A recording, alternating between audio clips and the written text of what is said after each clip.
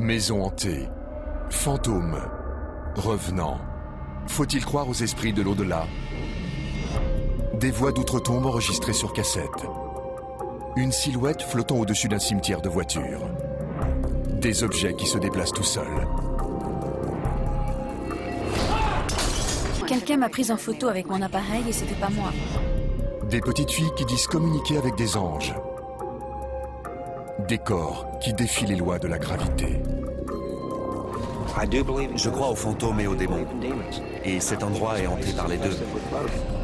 De la sinistre résidence Lemp à la célèbre maison d'Amityville, quels sont les lieux hantés les plus célèbres?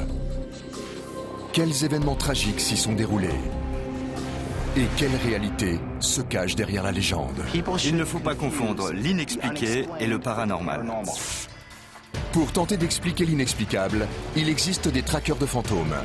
Médiums, psychologues, chercheurs, ils explorent les lieux réputés hantés, étudient les témoignages et analysent les documents, photos ou vidéos. Les anecdotes, c'est une chose, les preuves tangibles, c'est totalement différent. À force de rigueur, de patience et de psychologie, ils démontrent souvent qu'une explication rationnelle existe. Mais la science peut-elle réellement tout expliquer? Lorsque ce n'est pas un lieu qui est possédé, mais une personne, on fait appel à un exorciste. Une pratique reconnue officiellement par l'Église et qui demeure encore aujourd'hui très répandue.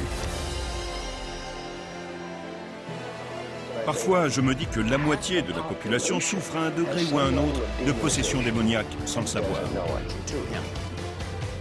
Mais que recouvre exactement cette pratique? Et là encore, la science a-t-elle son mot à dire?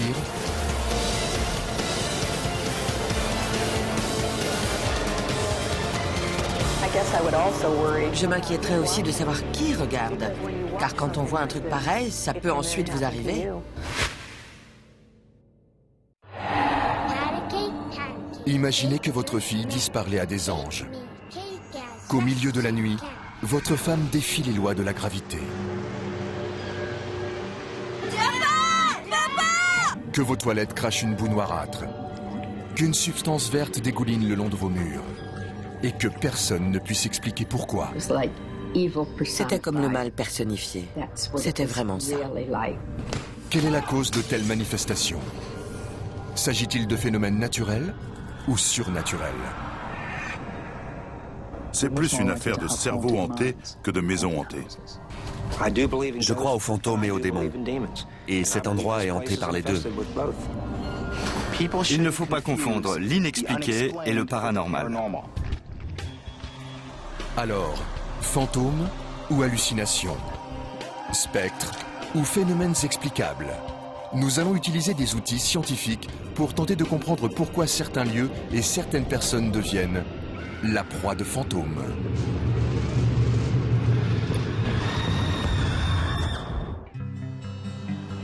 Cette petite ville au nord de Long Island possède une bien sinistre renommée, Amityville. Certains affirment qu'il ne s'est rien passé ici. Et les membres de la famille concernée étant décédés ou injoignables, on ne connaîtra peut-être jamais la vérité.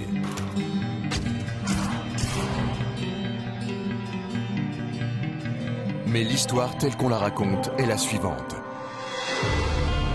Par une belle journée de 1975, George Lutz et sa femme Cathy et les 3 enfants de celle-ci, Daniel, Christopher et Missy, emménagent dans la maison de leurs rêves, au 112 Ocean Avenue, Amityville, État de New York.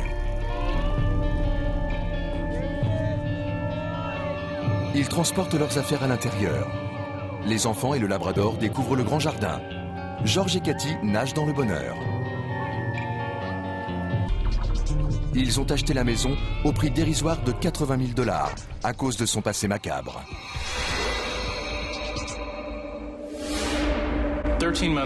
13 mois avant, 6 membres d'une même famille, les deux Féo, avaient été assassinés dans cette maison.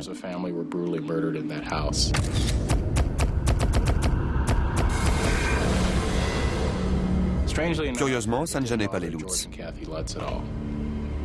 George, un ancien marine, assure à Cathy qu'il n'y a pas de quoi s'inquiéter. George était un homme pragmatique.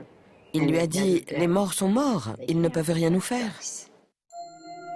Malgré tout, le couple a demandé à un prêtre, le père Pecoraro, de venir bénir la maison. À son arrivée, les Lutz ne sont pas là, et le prêtre entre sans les attendre. Il bénit son étole, et après avoir aspergé l'escalier d'eau bénite, il entre dans une petite pièce. C'est là que les événements vont basculer.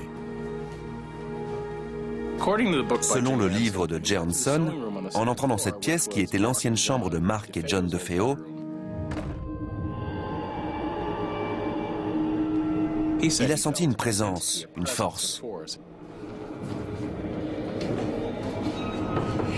Et il a entendu quelqu'un dire « Allez-vous-en ». Allez-vous-en. Allez-vous-en. Le père Pecoraro ne parle pas de l'incident au Lutz, mais il leur conseille de ne pas utiliser cette pièce comme chambre à coucher.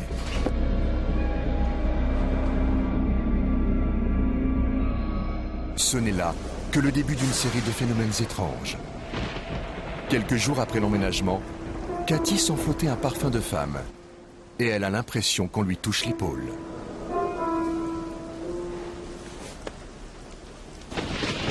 De son côté, pour une raison étrange, George se réveille régulièrement à 3h15 du matin, avec le sentiment d'une présence dans la maison. Selon le médium Lorraine Warren, qui a étudié de près le récit des membres de la famille Lutz, c'est souvent comme cela que les phénomènes surnaturels commencent.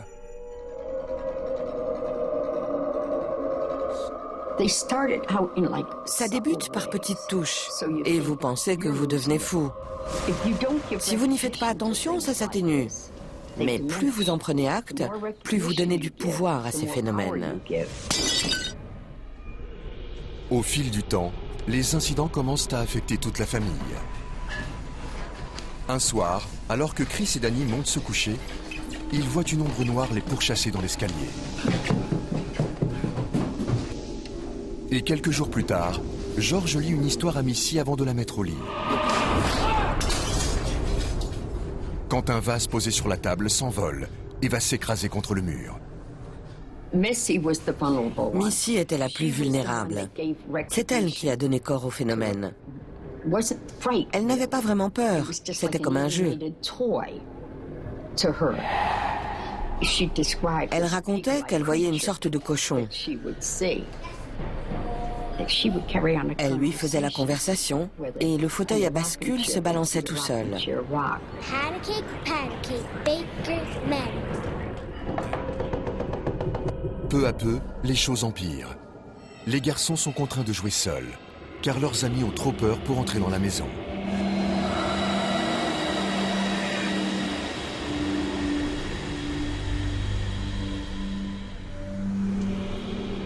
Un matin, alors que Cathy fait le ménage dans le salon, une matière verte se met à couler sur le mur.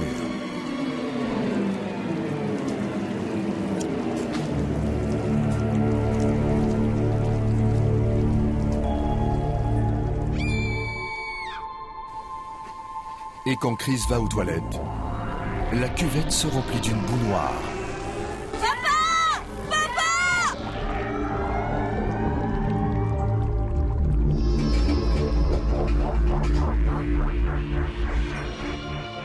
Enfin, une nuit, George se réveille pour découvrir que le corps de Cathy plane au-dessus du sol. Après cet incident, la famille quitte définitivement la maison. Quand ils sont enfin partis, la situation était devenue incontrôlable. Les Lutz sont toujours maintenus que leur récit était véridique. Et ils ne sont pas les seuls à avoir raconté en détail leurs mésaventures dans une maison qu'ils affirmaient hantée. Cela est également arrivé au propriétaire d'un bar country de l'Est des États-Unis. Au printemps 1978, le chanteur de country Bobby McKee achète un ancien relais routier au bord d'une rivière, à Wilder dans le Kentucky. Son projet, faire de ce bâtiment à l'abandon le plus grand club de musique country en dehors de Nashville. Dès que j'y ai mis les pieds, j'ai su que c'était l'endroit qu'il me fallait. On s'y sentait bien. Je voyais déjà comment ça allait être. Sa femme Janet, enceinte de leur deuxième enfant, est séduite par le projet. Mais à peine est-elle entrée qu'une sensation d'angoisse l'envahit. Janet s'est sentie mal à l'aise dès le départ.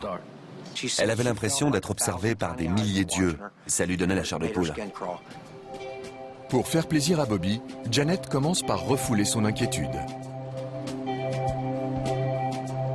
Quelques jours plus tard, alors qu'ils sont en train d'aménager l'endroit, un homme se présente.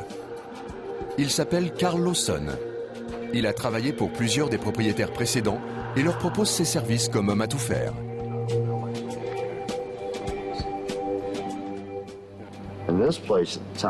À l'époque, l'endroit était plein de toiles d'araignée et de poussière. Il était vraiment dans un sale état. Bobby m'a engagé sur le champ. Bobby apprécie l'aide de Carl. En revanche, il n'est pas enchanté que celui-ci raconte des histoires à Janet sur le passé de la bâtisse. Il affirme qu'il s'agit d'un ancien abattoir qui servait à des rituels sataniques.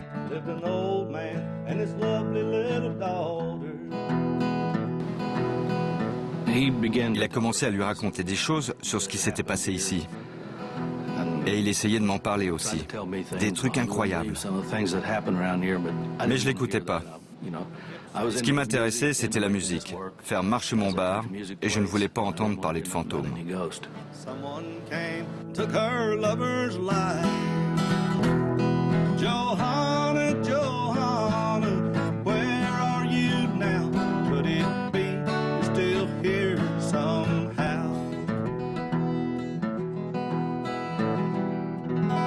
Janet essaie aussi de chasser ces histoires de son esprit. Mais un après-midi, alors qu'elle nettoie la cuisine, ses craintes deviennent réalité. Brusquement, une main invisible la saisit par le cou et plonge sa tête dans l'évier qui est en train de se remplir de sang. J'ai entendu du bruit en haut, des hurlements. Je suis monté en courant. Carl libère la jeune femme, mais quand il regarde l'évier, celui-ci est vide. Doug Hensley a retracé les événements survenus dans le bar de Bobby McKee. Selon lui, l'incident suivant est le pire qui soit arrivé à Janet.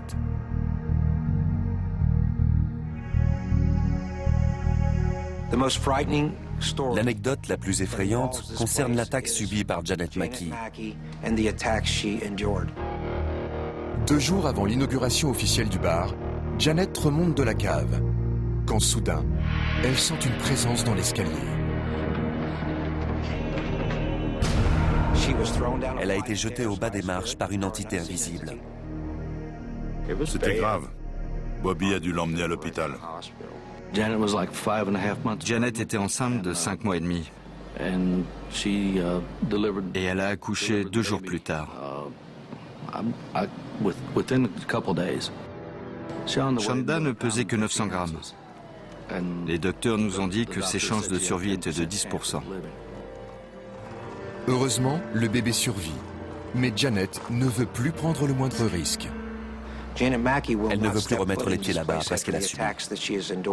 Elle n'y est pas retournée depuis des années. Janet a-t-elle été poussée dans l'escalier par une entité surnaturelle ou a-t-elle simplement perdu l'équilibre? Carl Lawson a toujours pensé qu'elle avait été poussée par un démon. Il affirme avoir été, lui aussi, confronté aux esprits qui entraient le bar de Bobby McKee. Le club a beaucoup changé au fil des générations. Mais il y a toujours ici des esprits qui ne veulent pas partir. C'est comme un tourbillon. Les phénomènes surnaturels paraissent on ne peut plus réels à ceux qui les vivent. Alors les fantômes et les maisons hantées, existent-ils vraiment? Ou bien peut-on trouver des explications rationnelles?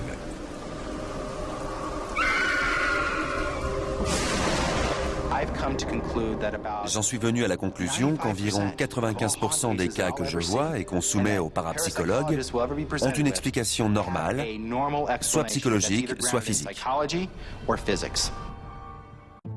Tout à l'heure, Nous mettrons cette théorie à l'épreuve avec l'aide de 4 cobayes qui ont accepté de passer la nuit dans l'une des maisons hantées les plus célèbres du Royaume-Uni, le château de Muncaster.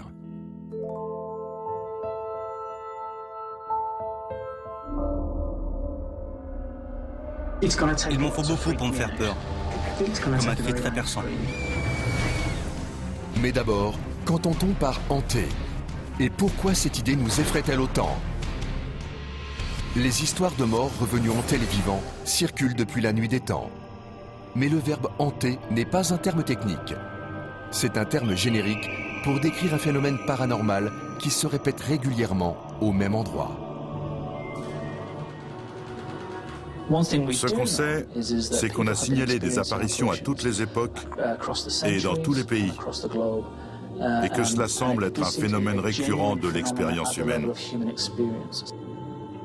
Il peut s'agir de fantômes, d'esprits frappeurs, de possessions démoniaques, et nos légendes regorgent de croyances à leur sujet.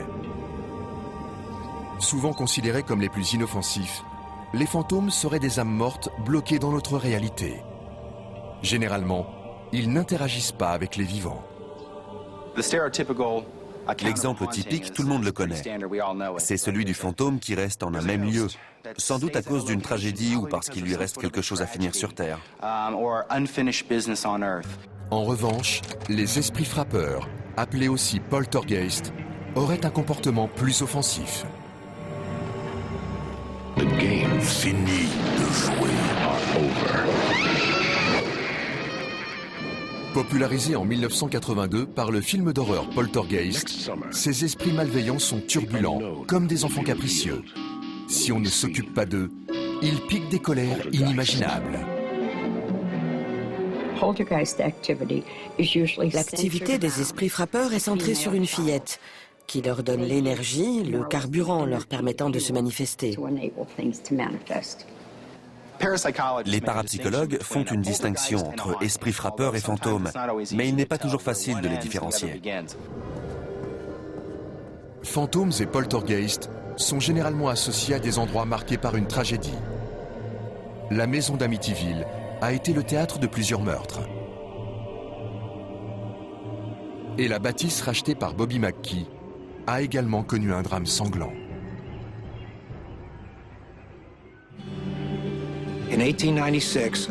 En 1896, une femme du nom de Pearl Bryan, enceinte de 5 mois et demi, a été retrouvée décapitée à 4 km du club de Bobby McKee. Les chiens ont remonté sa piste jusqu'à l'abattoir qui se trouvait là à cette époque. Dans la cave, il y avait un puits par où le sang des animaux abattus s'écoulait dans la rivière.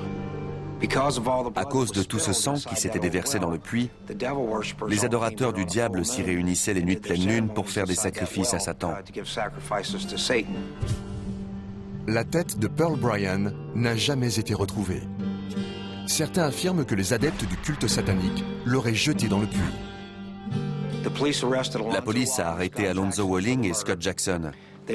Ils ont été condamnés et en 1897, ils sont montés sur la potence derrière le tribunal de Newport, Kentucky. Alors qu'ils se tenaient debout, la corde autour du cou, le juge a offert de commuer leur peine en prison à vie s'ils disaient où se trouvait la tête de Pearl Bryan. Walling refusa et il jura de hanter l'endroit où on le soupçonnait d'avoir offert la tête en sacrifice au diable.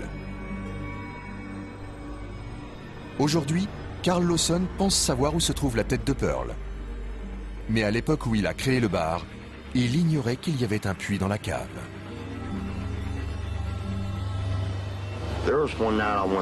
Un soir, je suis descendu à la cave. C'était un soir d'orage. Il y avait un vieux réduit en briques, comme un coffre-fort ou une cellule de prison.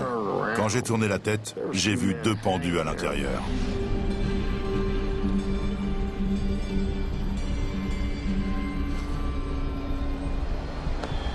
Ils portaient une sorte de cravate très fine et de longs manteaux.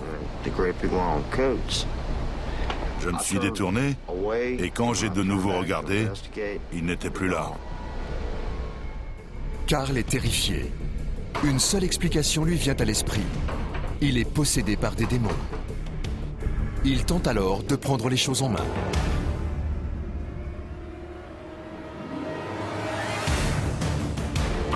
Je pensais qu'en aspergeant le puits d'eau bénite, ça les ferait partir, ou ça les empêcherait de sortir.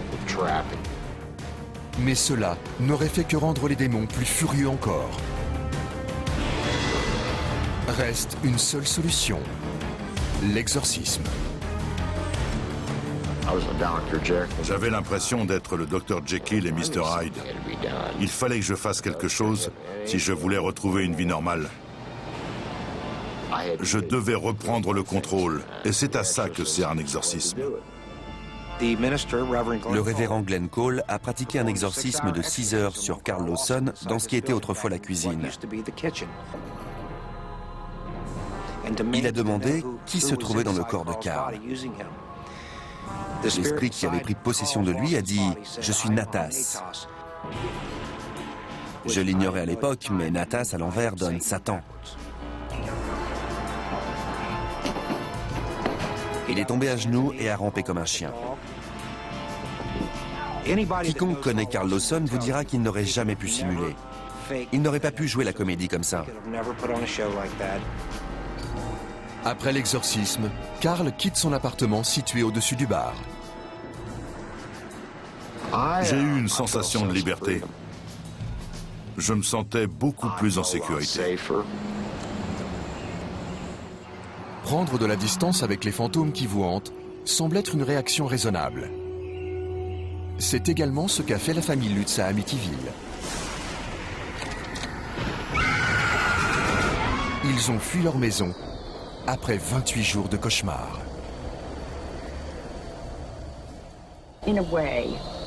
D'une certaine façon, ça a gâché toute leur vie.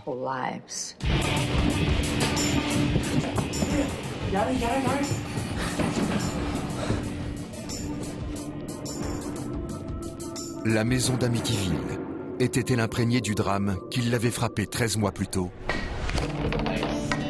Le 13 novembre 1974 était un soir comme les autres.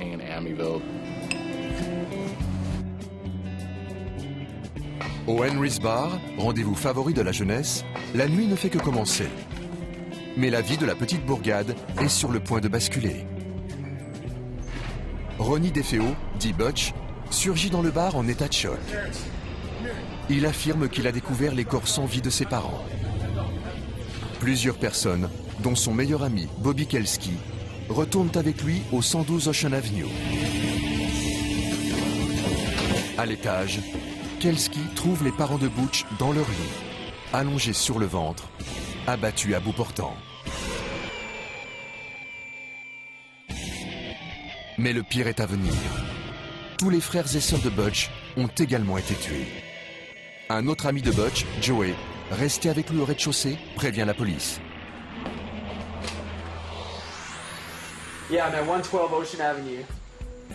L'officier Ken Greguski, aujourd'hui retraité, est le premier à arriver sur les lieux. 6 meurtres la même nuit, c'était la pire affaire sur laquelle j'ai jamais été appelé. C'était affreux.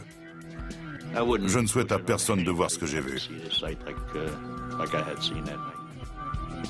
Que s'est-il passé? Butch DeFeo, seul survivant de la famille, devient rapidement le suspect numéro 1.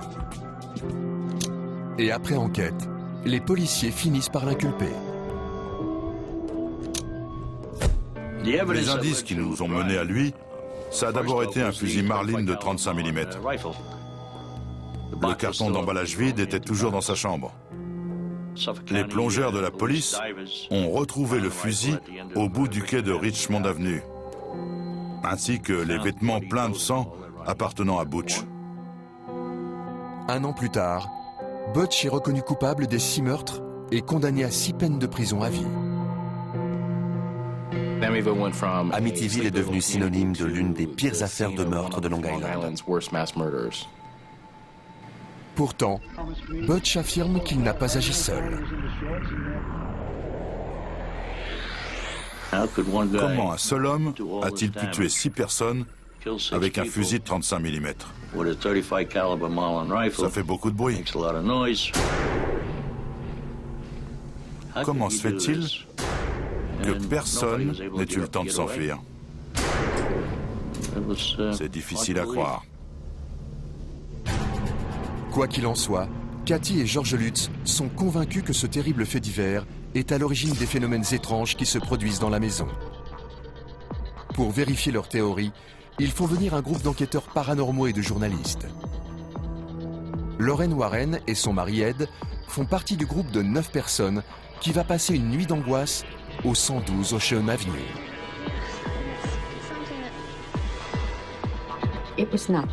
À ce moment-là, c'était juste une affaire comme les autres. Dès qu'elle pénètre dans la maison, la médium Lorraine est assaillie par des visions d'horreur. C'était comme le mal personnifié. C'était vraiment ça.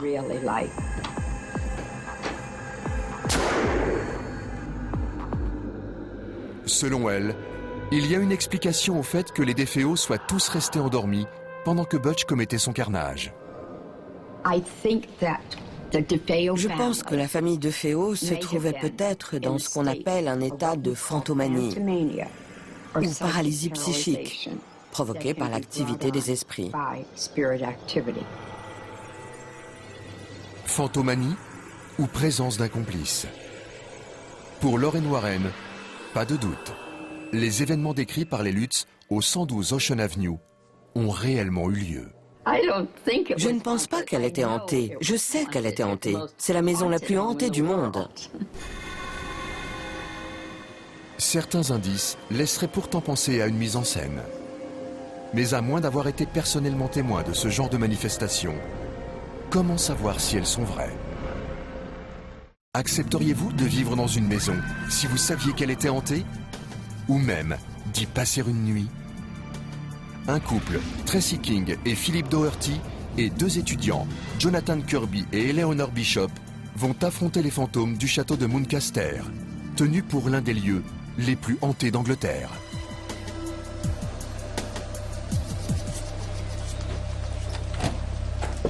De jour, la propriété est paisible et majestueuse.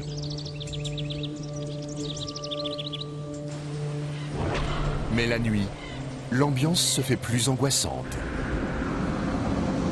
Pour la gouvernante du château, Eileen Moore, ces jeunes gens sont fous de se porter volontaires pour dormir ici une nuit. J'adore cet endroit pendant la journée, mais je n'y resterai pas la nuit. Pas question. Même pour $1 million. Bienvenue à Muncaster. Ils sont accueillis par Peter Frost Pennington. Philippe, nos volontaires pour cette nuit. Peter vit au château depuis 20 ans et semble s'amuser de sa réputation. Levez la main ceux qui croient aux fantômes. J'aimerais. Peut-être. D'accord. 2 indécis et 2 qui n'y croient pas? Absolument pas. D'accord. Après cette nuit, vous serez sans doute encore sceptique. Vous vous direz que c'est un trucage avec des miroirs et de la fumée. Pourtant, rien n'est truqué. Nous voulons que Muncaster reste authentique. 2 sceptiques et 2 indécis. Pennington les conduit au cimetière, repère favori du fantôme numéro 1, la Dame Blanche.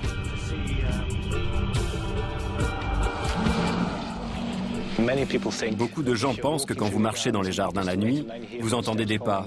Peut-être cette jeune fille qui vous suit. Après une courte leçon d'histoire dans la petite chapelle, il les reconduit au château pour leur présenter le fantôme numéro 2. Tom Skelton, dit Tom le Fou, bouffon de Muncaster dans les années 1700. C'était un homme jaloux et mauvais. On raconte que s'il ne vous aimait pas ou que votre tête ne lui revenait pas, il vous envoyait à la mort. Il ne faut jamais le regarder dans les yeux.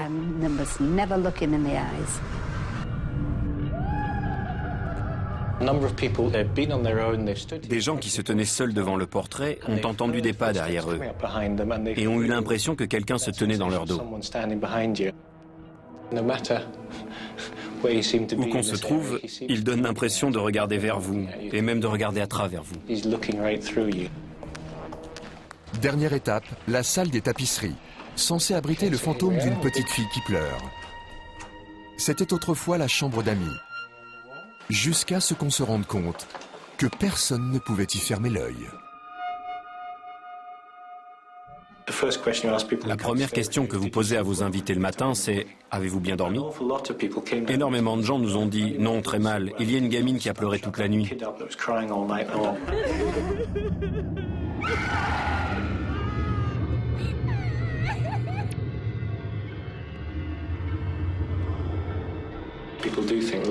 On pense qu'il s'agit de Margaret Susan Elizabeth Pennington, fille unique du 4e Lord Muncaster, morte en 1871. Peut-être dans cette pièce. Il y a un petit portrait d'elle à côté du lit. Elle vous tiendra compagnie. Je vous trouve très courageux, ou inconscient, ou les deux de faire ça. Moi, je n'ai jamais osé dormir ici. Amusez-vous bien. À 4, on se sent plus en sécurité. Mais avant que les jeunes gens ne puissent s'installer, un événement inattendu se produit. Le jeune couple est rappelé chez lui pour une urgence familiale.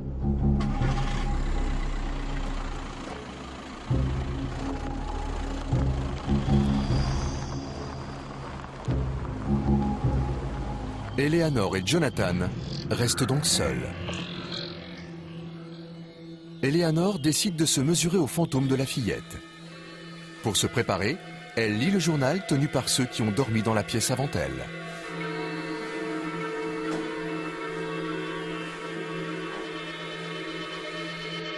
Pendant ce temps, armé d'un caméscope et d'une lampe de poche, Jonathan sort du château pour partir à la recherche de la Dame Blanche, juste au moment où l'horloge sonne minuit.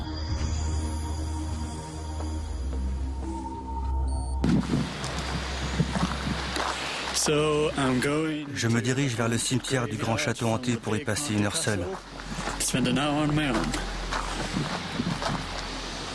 Voyons si l'église est ouverte. C'est peut-être mon imagination, mais quelqu'un d'autre a aussi entendu un enfant murmurer ou ricaner. Eleanor n'a peut-être pas choisi la meilleure lecture avant de se coucher. Des bruits d'objets qu'on traîne se font entendre vers 3 heures du matin. J'espère bien ne pas entendre ça. J'ai l'impression qu'on m'observe, mais je me fais peut-être des idées. J'aime pas du tout cet endroit. Elle n'est là que depuis 4 minutes. Je sors d'ici. Et il y a quelque chose qui ne va pas. Eleanor a trop peur pour rester dans la salle des tapisseries. Et Jonathan ne s'en tire pas tellement mieux. En traversant l'église plongée dans le noir, il entend une porte claquer.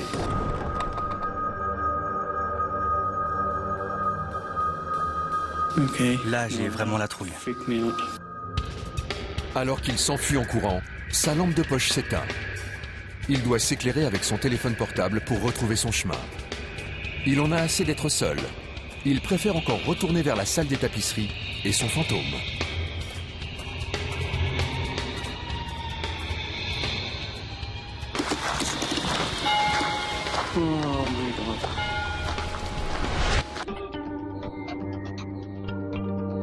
Certains pensent que le château de Muncaster, le bar de Bobby McKee et le 112 Ocean Avenue font partie des endroits les plus hantés du monde. Mais la science peut-elle nous en apprendre davantage? Le fantôme d'un bouffon, un évier plein de sang, un fauteuil qui bouge tout seul. Y a-t-il une explication simple à tous ces phénomènes? Pour Eleanor et Jonathan, l'épreuve est finie.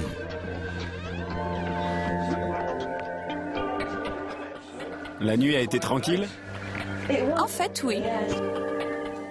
Le soleil du matin filtre par la fenêtre.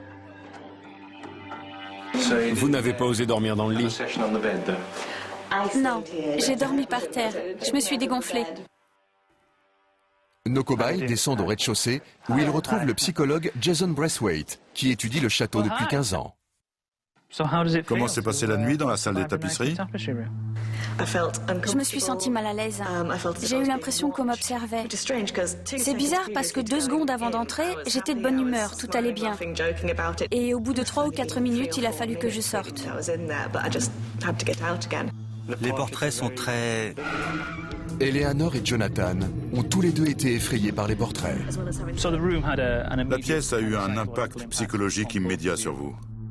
On a constaté que le sentiment d'être observé est en rapport avec le nombre de portraits dans la pièce, mais aussi avec la taille de la pièce. Un espace aussi restreint peut vous rendre claustrophobe. Comment expliquer que les gens entendent un enfant pleurer quand ils dorment dans leur lit? Selon Jason Braithwaite, ce lit du XVIIe siècle est fortement magnétisé. Quand je m'approche du lit, l'aiguille fait pratiquement tout le tour. Il se sert d'une boussole pour montrer que le lit peut faire dévier l'aiguille, qui normalement indique toujours le nord.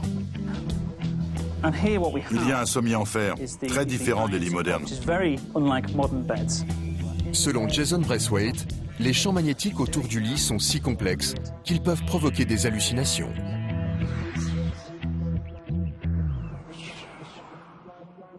Certaines expériences scientifiques ont montré que les champs magnétiques stimulent le lobe temporal du cerveau. Les personnes soumises à ces champs ont signalé qu'ils sentaient une présence près d'eux, alors que la pièce était vide. Les individus sensibles réagissent donc peut-être aux champs magnétiques qui encerclent le lit, et frappés d'hallucinations, ils croient voir un fantôme.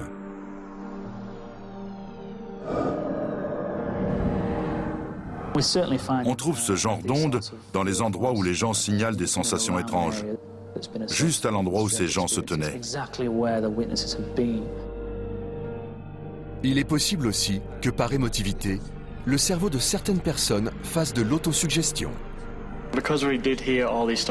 Après avoir su ce que d'autres gens avaient vécu dans cette pièce, au moindre bruit, je me demandais si ce n'était pas un bébé en train de pleurer. Ça peut arriver à tout le monde. Vous êtes là en pleine nuit, après avoir entendu des histoires de fantômes. Il aurait été surprenant que vous n'ayez pas des impressions bizarres. Des impressions passent encore, mais voir réellement un fantôme est différent. La légende de la Dame Blanche de Muncaster et les spectres de cimetière sont peut-être tout simplement le fruit de l'imagination. À ce propos, le garde-chasse Tristan Williams a sa petite idée. Vous êtes dans un cimetière, il fait nuit, tout est sombre et silencieux. Et du coin de l'œil, vous apercevez un éclair blanc. Vous regardez autour de vous, il n'y a rien. Vous entendez un cri à vous glacer le sang qui vous fait la peur de votre vie. Il est très facile de mettre tout ça sur le compte du surnaturel. En fait, de fantômes, c'est plutôt quelque chose comme ça. Une chouette effraie en train de chasser.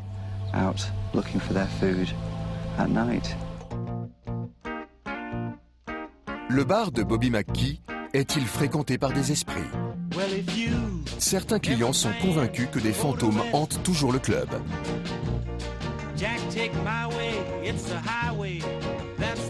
Certains soirs, le week-end, le bar reste ouvert jusqu'à 2 ou 3 heures du matin. Jusqu'à ce que les tables soient nettoyées et les chaises empilées. Et selon plusieurs témoins, lorsque les lumières s'éteignent, les esprits frappeurs prennent possession des lieux.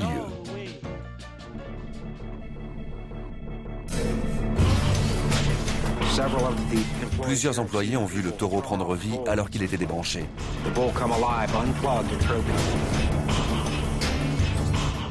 Bobby McKee a même été poursuivi en justice par un client qui affirme avoir été frappé par un fantôme dans les toilettes pour hommes.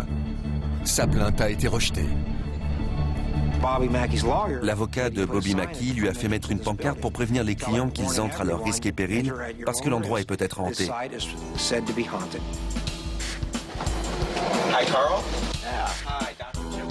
Carl Lawson ne revient plus très souvent au bar. Mais aujourd'hui, il a rendez-vous avec Jim Houran, venu enquêter sur les événements étranges qui s'y produisent. Parlez-moi un peu de l'affaire en général. Ensuite, je ferai des mesures pour comprendre ce qui se passe dans l'environnement. Que pouvez-vous me dire sur cet endroit? Carl lui raconte l'histoire du bâtiment et les apparitions dont lui et d'autres personnes ont été témoins. Puis il l'emmène à la cave voir le puits, épicentre supposé des activités surnaturelles. Il lui montre la pièce où il aurait vu les meurtriers Scott Jackson et Alonzo Walling. À part les deux hommes que vous avez vus pendus là, avez-vous eu le sentiment d'être observé? Je l'ai en ce moment même. Maintenant? Je pense qu'en creusant au fond du puits, on trouverait peut-être la tête de Pearl Bryan. Jim Houran en sait désormais assez. Il est prêt à commencer ses tests. En tant que scientifique, on ne se contente pas de chercher ce qui se passe psychologiquement. On étudie aussi le milieu ambiant. Des choses auxquelles les gens réagissent, peut-être sans en être conscients. L'éclairage, la taille de la pièce, l'humidité, la température, les ondes électromagnétiques, même ce qu'on appelle les infrasons, des sons qui ne sont pas audibles. On est à la mi-août. Il fait chaud et humide. Mais Houran se sert d'un magnétomètre pour mesurer le niveau d'électromagnétisme.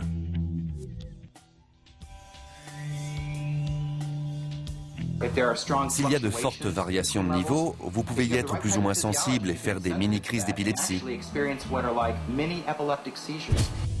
Une théorie qui rappelle celle de Jason Braithwaite à propos de la salle des tapisseries à Muncaster. Vous avez l'impression qu'on vous touche, vous entendez des choses et vous pouvez même avoir des hallucinations visuelles. Ici, dans cette pièce où se trouve le puits, je ne mesure que 6 à 7 milligals. Mais quand on va dans la pièce où ont eu lieu les apparitions, une pièce plus petite, c'est beaucoup plus élevé. Là-bas, il y avait environ 6. Ici, ça monte à 7, 8 et même 9 milligals. Si vous passez un moment ici et que vous avez une haute sensibilité, vous aurez des sensations inhabituelles.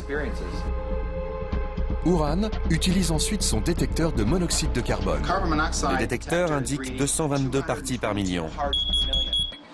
Ce qui déclenche l'alarme parce que c'est une concentration trop élevée.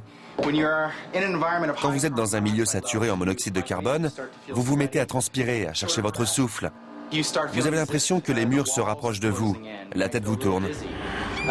Ce genre de choses peut vous faire croire qu'il y a un fantôme près de vous. Surtout si vous êtes dans un endroit qui a la réputation d'être hanté.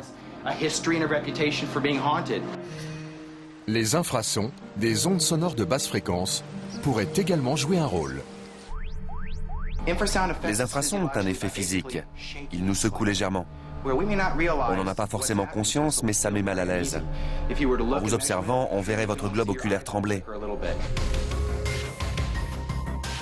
Et un globe oculaire qui tressaute peut provoquer des hallucinations. Dans le bar de Bobby McKee, les infrasons pourraient avoir pour origine les enceintes, la voie de chemin de fer ou même la rivière. Au bar de Bobby McKee, comme au château de Muncaster, la science semble avoir des explications à fournir. Mais que penser d'Amityville? Se pourrait-il que la soi-disant maison du diable ne soit qu'une supercherie minutieusement orchestrée?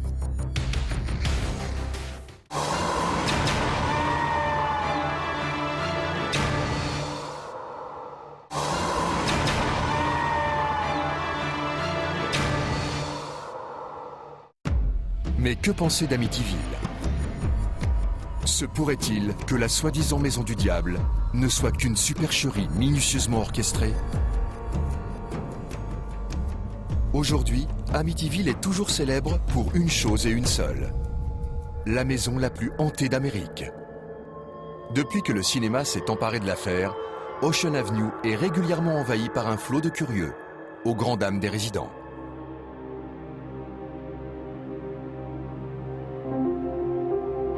Laissez-les tranquilles! Mais dans cette petite bourgade, depuis plus de 30 ans, plus personne ne croit à la thèse de la maison hantée. Pour moi, c'est une arnaque, c'est malhonnête. C'est un canular. Ces gens exploitent le malheur des autres. C'est un tissu d'ânerie. Cette histoire de fantômes et de cochons. Comment tout cela a-t-il commencé? Lors de mes recherches, j'ai découvert que le livre de Jay Hanson et tout ce qui s'est greffé là-dessus avaient une double origine. 1. La ligne de défense adoptée par Butch DeFeo. 2. Un coup pour faire de l'argent. Les Lutz et l'avocat de Butch DeFeo, William Weber, étaient peut-être de mèche. La défense s'est fondée sur des preuves solides. Selon une interview donnée par Weber au magazine People en septembre 1979, les époux Lutz et lui-même se sont mis d'accord pour travailler ensemble à un livre sur l'affaire des Féaux. Les Lutz devaient prétendre que la maison était hantée, pour faire croire que Butch DeFeo était possédé au moment où il avait commis les meurtres. Toute l'histoire aurait donc été fabriquée pour que Butch obtienne un nouveau procès. Les Lutz, eux, allaient pouvoir purger une hypothèque qu'ils avaient du mal à lever et toucher les royalties sur la vente de leurs livres.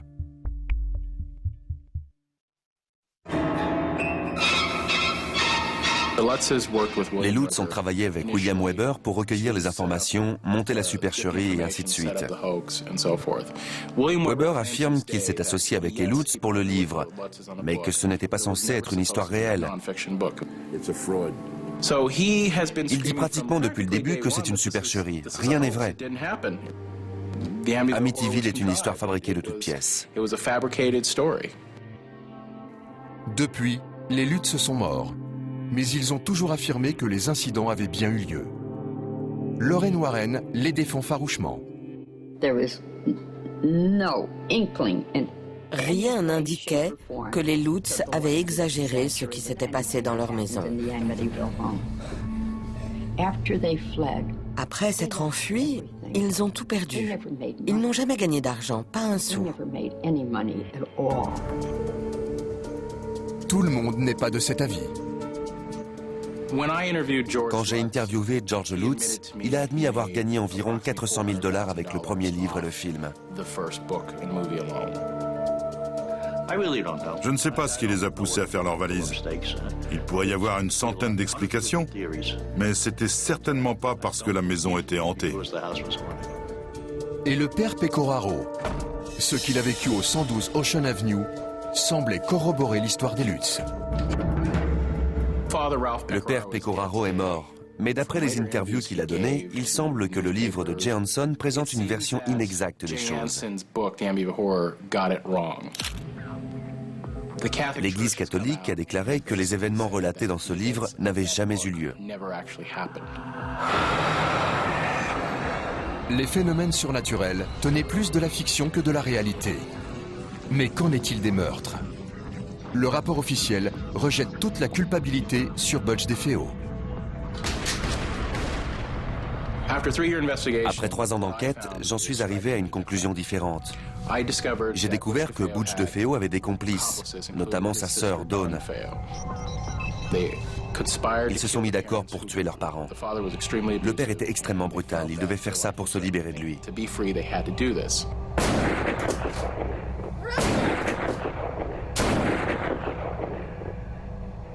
Selon le livre de Rick Osuna, après avoir abattu ses parents, Butch aurait quitté la maison avec un 3e complice. Lorsqu'il est revenu, il aurait découvert que Dawn avait assassiné leurs autres frères et sœurs. Alors, il l'aurait tué à son tour. Butch était le seul survivant et tout lui est retombé dessus. Mais aujourd'hui encore, impossible de savoir si Butch a dit la vérité. Avez-vous tué votre sœur, Alison DeFeo? Non, monsieur. Avez-vous tué votre frère, Mark DeFeo? Non, monsieur. L'idée que ces actes lui ont été dictés par le diable est-elle un mensonge? Les voix, la possession, c'était une invention pour vendre des livres et des films. Amityville, la maison du diable. Quoi qu'il en soit, l'histoire d'Amityville a inspiré 9 longs métrages qui ont rapporté des centaines de millions de dollars. Le livre de Jay Hanson se serait vendu à 10 millions d'exemplaires. Selon Doug Hensley, le fait que le bar de Bobby McKee ne soit pas devenu un autre Amityville atteste de l'authenticité des phénomènes qui s'y sont produits. Amityville était un coup médiatique, alors qu'ici, cette histoire est restée cachée pendant des années jusqu'à ce que je tombe dessus.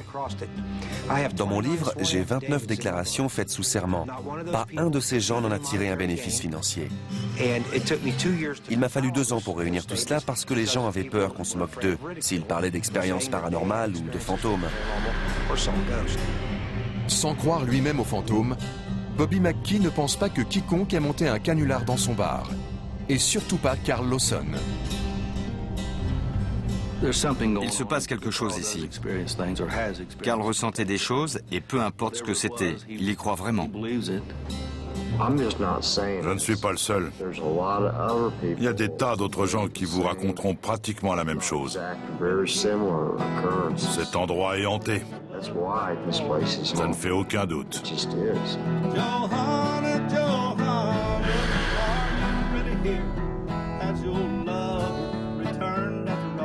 Mais Jim Moran n'est pas convaincu. Je n'ai trouvé aucun élément indiquant que quelque chose, un fantôme ou un esprit, habiterait le bar de Bobby Mackey.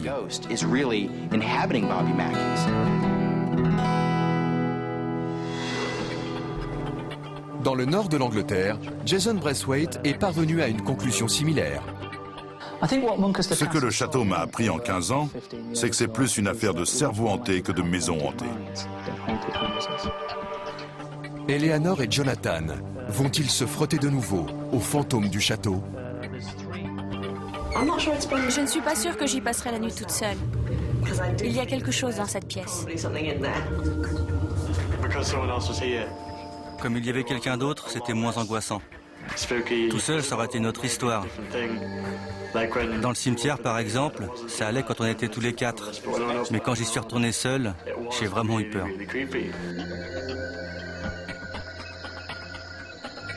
Alors, réalité ou histoire à dormir debout? La question de savoir si le château est hanté dépend de ce qu'on entend par hanté.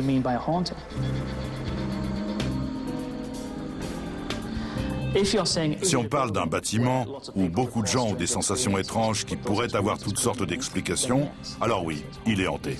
Si on parle de chevaliers sans tête et d'esprits des morts en train de rôder, alors là j'en doute fort. Je suis sûre que ces phénomènes sont réels à cause de ce que j'ai vu au cours de ma vie. Si je tombe sur quelque chose d'inexpliqué, je me dis que ça mérite d'être étudié plus à fond.